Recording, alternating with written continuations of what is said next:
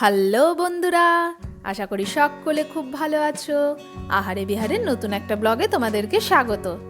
বন্ধুরা, আজকের রেসিপিটা সম্পূর্ণরূপে নিরামিষ হলেও এটা কিন্তু আমিষ রান্নাকে টক্কর দেওয়ার মতো পুরোপুরি ক্ষমতা রাখে। বাড়িতে কোনো গেস্টই আসুক, চাই ছোটোখাটো কোনো অনুষ্ঠানই হোক, যদি এই আইটেমটা অ্যাড করো না, তাহলে তোমাদের মেনুতে 4 চাঁদ লেগে যাবে। আর এই নিরামিষ কাঁঠালের কোপ্তাকারি শুধু দেখতেই ডিলিশিয়াস হয় না, খেতেও কিন্তু দারুণ টেস্টি হয়। আর রেসিপিটাও কিন্তু ঠিক ততটাই সহজ।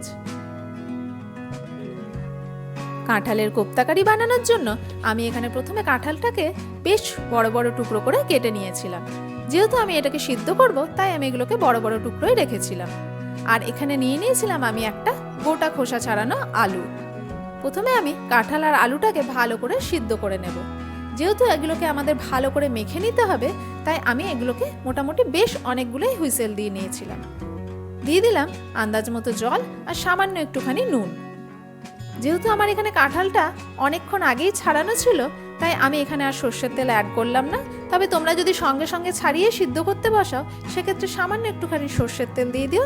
তার ফলে কাঁঠালের আঠাটা আর প্রেসার কুকারের গায়ে লাগবে না। আমি মোটামুটি এখানে 7 থেকে 8টা মতো হুইসেল দিয়ে নিয়েছিলাম। তার ফলে কাঁঠালটাও কিন্তু আমার এখানে বেশ ভালোভাবে সিদ্ধ হয়ে গিয়েছিল।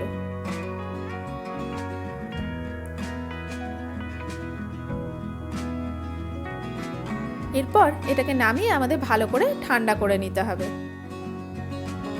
বন্ধুরা, তোমাদের দেখায় কাঁঠাল আর আলুটা কিন্তু আমাদের এখানে খুব ভালোভাবে সিদ্ধ হয়ে গিয়েছিল।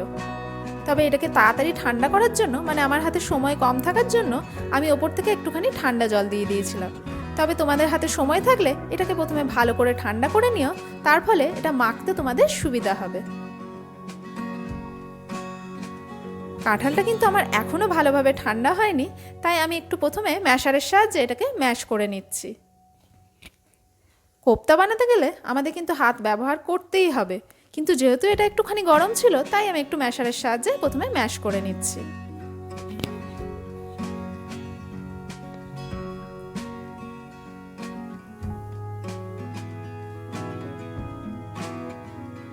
আলুটাও এখানে বেশ গরম ছিল, তাই ওটাকেও একটুখানি ম্যাশ করে নিলাম। তার ফলে গরম স্টিমটা বেরিয়ে গেলে আমি হাতটা ভালো করে ব্যবহার করতে পারবো এখানে।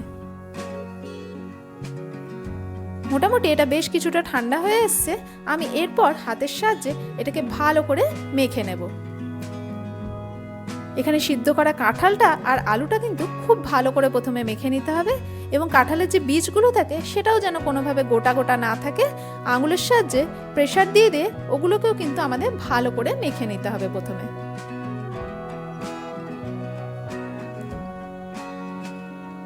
এটা মাখা হয়ে গেলে আমি বেশ কিছু মশলা এখানে অ্যাড করে দেব। দিয়ে দিলাম সামান্য একটুখানি হলুদ গুঁড়ো, লাল লঙ্কার গুঁড়ো, একটুখানি ভাজা মশলা, এখানে ধনে জিরে শুকনো লঙ্কা শুকনো খোলায় ভেজে আমি গুঁড়ো করে নিয়েছিলাম, স্বাদ মতো নুন, একটুখানি গরম মশলার গুঁড়ো, সামান্য একটুখানি খাবার সোডা, আর দিয়ে দিয়েছিলাম এখানে আদা কুচি, কাঁচা লঙ্কা কুচি, আর বেশ খানিকটা ধনে পাতা কুচি। এগুলোকে দিয়ে এখানে ভালো করে মেখে নেব। আমি এখানে বেকিং সোডাটা ব্যবহার করেছিলাম যাতে কোপ্তাগুলো সুন্দর স্পঞ্জি আর ফ্লাপি হয়, তবে তোমরা না চাইলে নাই ব্যবহার করতে পারো।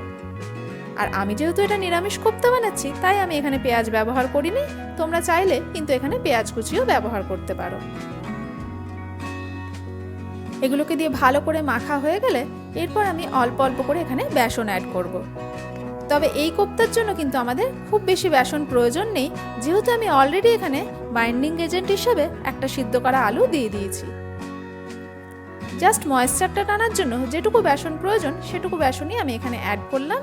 আর বেসনটাকে দিয়ে খুব ভালো করে মেখে নেওয়ার পর আমি মোটামুটি 5 থেকে 7 মিনিটের জন্য এটাকে রেখে দেব।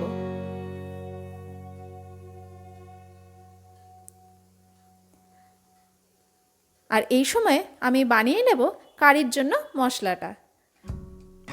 তার জন্য আমি কড়াইয়ে দিয়ে দিলাম প্রায় বড় চামচের 1 চামচ মতো ঘি। ঘিতে মশলাটা ভাজার ফলে এর গন্ধটা কিন্তু বেশ ভালো আসবে। আর দিয়ে দিলাম বেশ কিছু গোটা মশলা, গোটা ধনে, গোটা জিরে, আর গোটা গরম মশলা, মানে লবঙ্গ, এলাচ আর দারচিনি।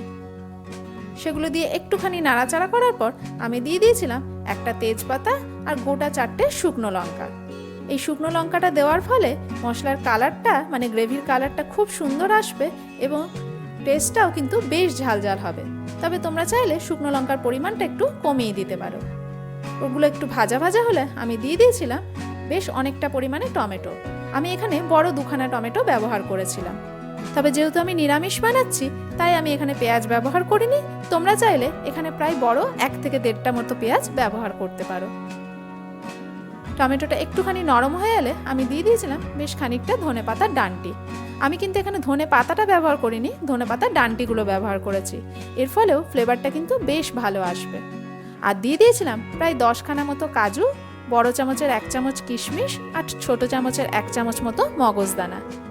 সেগুলোকে দিয়েও ভালো করে মিক্স করে লো ফ্লেমে আমি জাস্ট 1 থেকে 2 মিনিটের জন্য একটুখানি নাড়াচাড়া করে নিয়েছিলাম। এগুলো একটু ভাজা ভাজা হলে আর নরম হয়ে এলে আমি গ্যাসের ফ্লেমটা অফ করে প্রথমে এগুলোকে ঠান্ডা করতে দেব।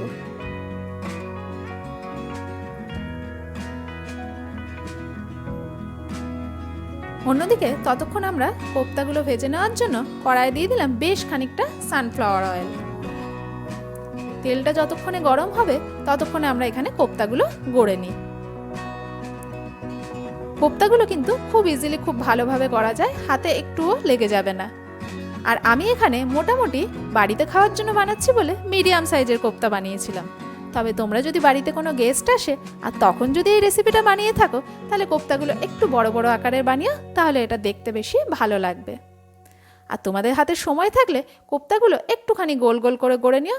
আমার একটু তাড়া ছিল বলে আমি ঝটপট বানিয়ে ফেলেছিলাম। তেলটা আমাদের এখানে ভালোভাবে গরম হয়ে গেছে, আমি একে একে কোপ্তাগুলো ছেড়ে দেব।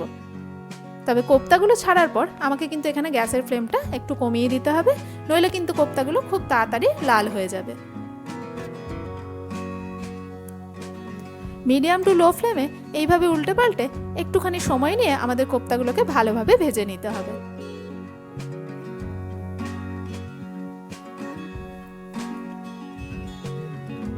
অন্যদিকে মশলাটা আমাদের এখানে ঠান্ডা হয়ে গেছে, এটাকেও আমরা পেস্ট করার জন্য গ্রাইন্ডিং জারে দিয়ে দেব। তবে তেজপাতাটা আমি এখানে বাদ দিয়ে দিয়েছিলাম, ওটা কিন্তু আমি আর পেস্ট করতে দেব না। এটাকে আমি একটা সুন্দর পেস্ট বানিয়ে নেব। কোপ্তাগুলো আমাদের এখানে কিন্তু বেশ লাল লাল করে সুন্দর ভাজা হয়ে এসছে।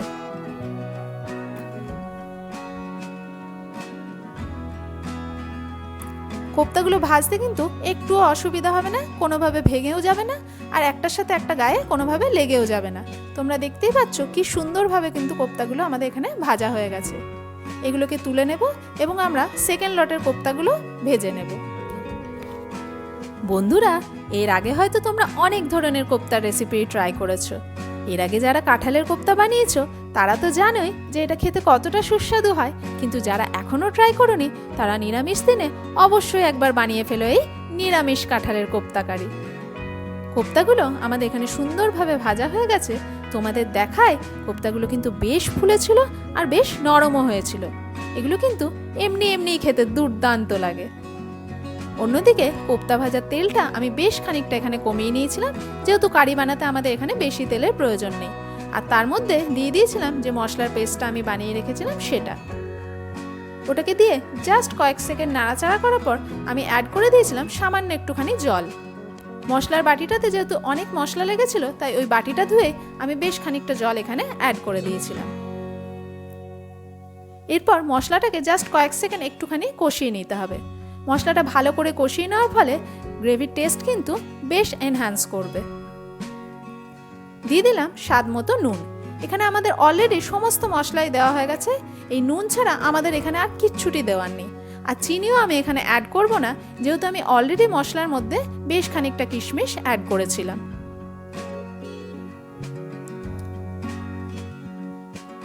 মশলাটা একটুখানি ফুটে এলে আর কয়েক সেকেন্ড ধরে ভালো করে কষানো হয়ে গেলে তারপর আমি এখানে অ্যাড করে দেব প্রয়োজন মতো গরম জল। মনে রাখতে হবে এই রকম টাইপের কারির রেসিপিতে কিন্তু সব সময় আমাদের গরম জলই অ্যাড করতে হবে, যাতে কুকিং প্রসেসটা কোনোভাবেই বন্ধ না হয়। আর গরম জলটা অ্যাড করার ফলে গ্রেভির টেস্টও কিন্তু কোনোভাবেই নষ্ট হবে না। তবে আমার মনে হয়েছিল আর একটুখানি জলের প্রয়োজন, যেহেতু এখানে কাজু বাটা আছে সেহেতু এইটা খুব তাড়াতাড়ি গ্রেভিটা ঘন হয়ে যাবে, তাই আরেকটুখানি গরম জল এখানে অ্যাড করে দিয়েছিলাম। জলটা দিয়ে আমি মোটামুটি 5 মিনিটের জন্য এটাকে চাপা দিয়ে হতে দেব, যাতে মশলাটা একদম পারফেক্টলি কুকড হয়ে যায়। 5 মিনিট পর ঢাকনা খুলে এটাকে নাড়াচাড়া করে আরও 2 থেকে 3 মিনিটের জন্য আমি এখানে একবার ফুটতে দেব, যাতে গ্রেভিটা আর একটু ঘন হয়ে আসে।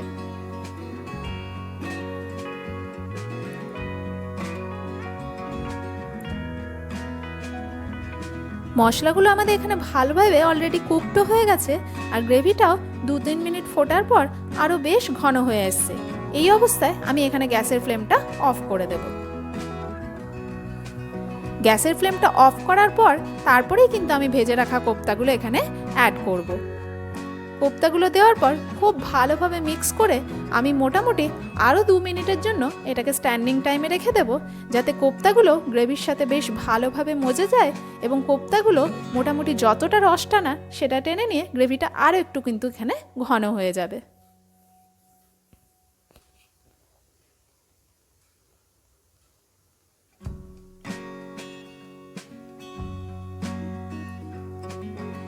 মোটামুটি 2 মিনিট পর আমাদের এখানে কোপ্তাগুলো কিন্তু বেশ ভালোভাবে মজে গেছে, গ্রেভির সাথে জমেও গেছে, আর গ্রেভিও কিন্তু এখানে বেশ ঘন হয়ে এসছে। কোপ্তাটা মোটামুটি যতটা রস টানা ততটা টেনে নিয়েছে, তবে আরেকটুখানি রাখলে আরেকটু হয়তো ঘন হয়ে যাবে। তবে আমার এই কনসিস্টেন্সিটাই চাই, যেহেতু রাইসের সাথে এই গ্রেভিটা দিয়ে ভালোভাবে খাওয়া যাবে, তাই আমি এরকমই রেখে দিলাম। তোমরা চাইলে আরেকটুখানিও ঘন করতে পারো। ব্যাস রেডি হয়ে গেল আমাদের দুর্দান্ত স্বাদের নিরামিষ কাঁঠালের কোপ্তাকারি। এরপর পালা সার্ভ করার। এটা শুধু প্লেন রাইসের সাথে না, এটা ফ্রাইড রাইস বা জিরা রাইসের সাথেও কিন্তু দুর্দান্ত লাগে।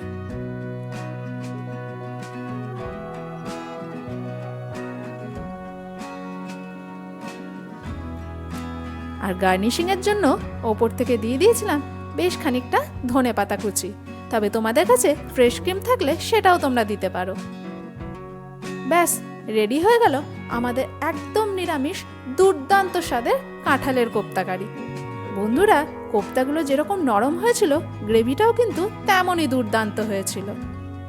বন্ধুরা, আমার এই রেসিপিটা যদি তোমাদের ভালো লেগে থাকে প্লিজ লাইক করে দিও, আর চ্যানেলটিকে সাবস্ক্রাইব করতে ভুলো না যেন।